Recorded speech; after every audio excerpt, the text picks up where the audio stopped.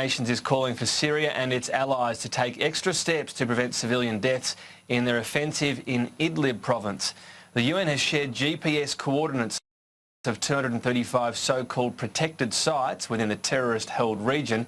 They include schools, hospitals and densely populated residential areas. Syrian, Russian and Iranian forces are preparing a major offensive to liberate the last remaining rebel enclave in Syria. Aid agencies have warned of a potential humanitarian catastrophe with an estimated 2.9 million civilians still living in the area. And joining me live now is RTL reporter Kavita Sharma, who's near the Turkish-Syrian border. Kavita, thanks for your time today. What's the situation right now in Idlib? Obviously the concern from the UN is the intense fighting and whether this goes into some of these densely populated areas. Well, in the last days, we have seen a lull in fighting. Before that, we saw intense air raids, intense bombardments, especially in the south. Right now, fighting has receded. Why? We are hearing from rebel forces that allegedly there are some last efforts to head off a major offensive, that there are some last effort negotiations going on behind the scenes, but there is no confirmation of such. What we're seeing is that Turkey is sending reinforcements to the Syrian border in anticipation of a major offensive and a wave of refugees.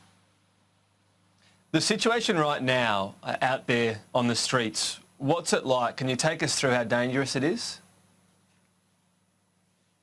Fighting has concentrated on the south of Idlib. The south is a rural area, and this area has seen fighting sporadically over the last weeks. So many residents have fled that area. In Idlib city itself, life is more or less normal. People are obviously worried about a major offensive. We have heard of people digging tunnels weeks ago to prepare for a major offensive. We have heard of people who are preparing DIY gas masks, because there is a big fear that there could be a chemical attack in this as part of this offensive. So right now in Idlib city, the situation is relatively calm, but it could be the calm before the storm. Right, and you mentioned people's preparation, including those gas masks. What about many people gone already?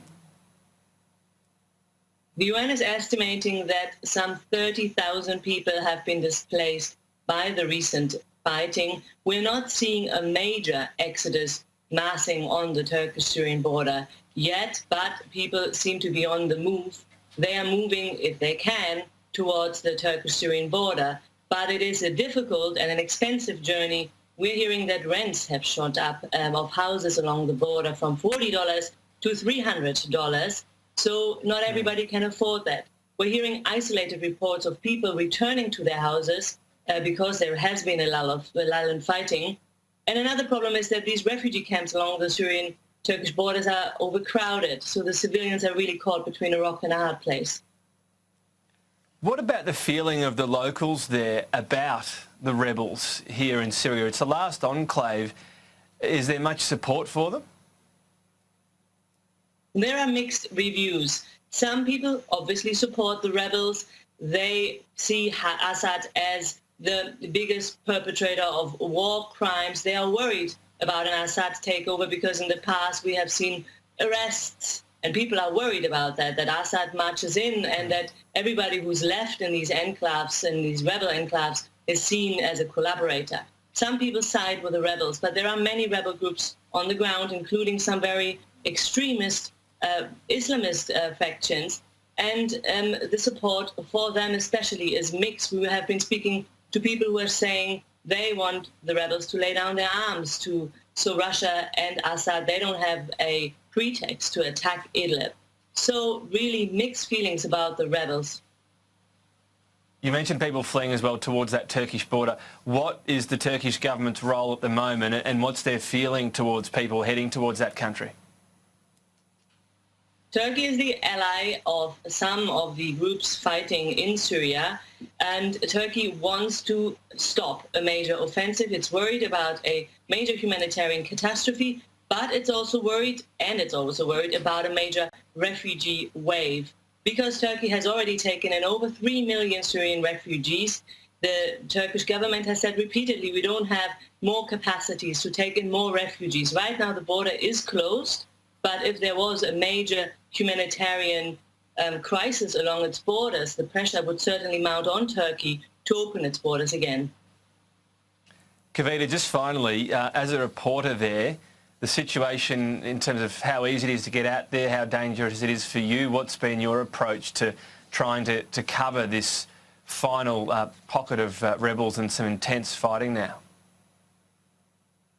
Well, right now we are forced to cover this situation from the Turkish side, from the border region, because you need permission from the Turkish authorities to cross the border. And right now we are not getting that permission to cross the border, obviously because the situation is volatile and fluid. So what we are doing is we are speaking to our sources on the ground. We are asking people to gather material for us, and we're trying to verify all information that is coming out of Syria as best as we can.